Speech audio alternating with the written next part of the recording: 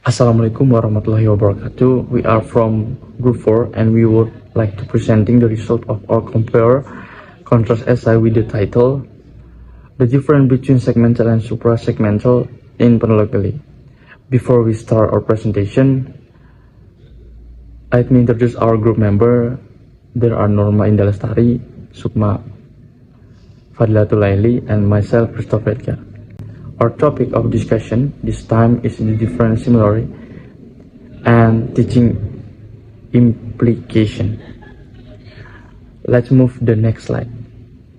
The introduction segment phonetically feature that include the similar sounds such as consonant and vowel like P, B, E, and I.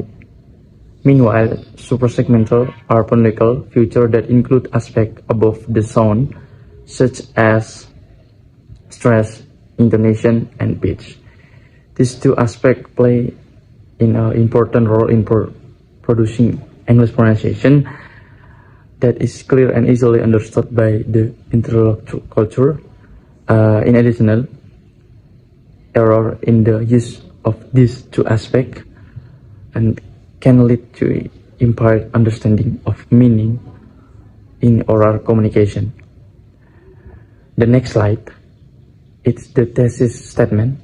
Throughout this thesis statement, we want to explain that although segmental and suprasegmental have similarity in their function as separate of meaning in oral communication, they have different in terms of the impact of pronunciation error and the level difficult in learning them.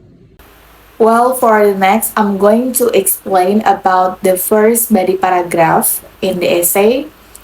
Well, the both segmental and suprasegmental features are essential in helping speakers convey clear and understandable messages in oral communications.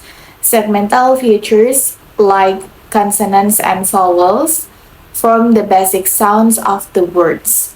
Suprasegmental features such as stress and intonation affect how these words and sentences are interpreted.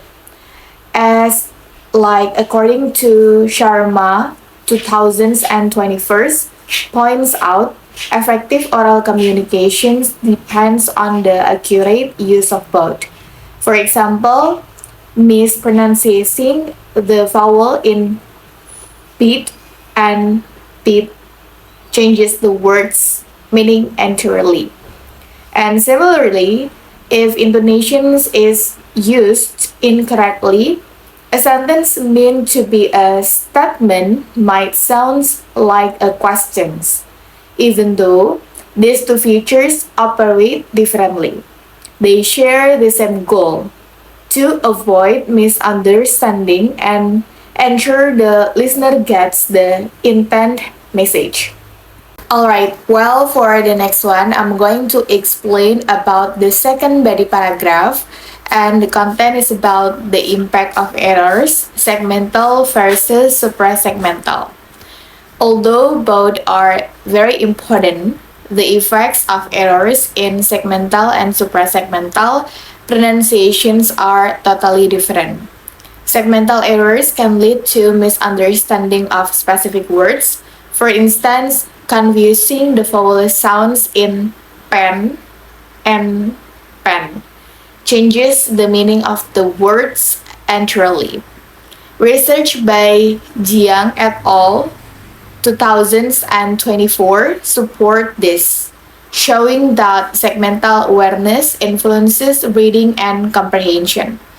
On the other hand, suprasegmental errors like placing stress incorrectly or using wrong intonations may not change the words themselves, but they can affect how natural or emotionally clear a sentence sounds.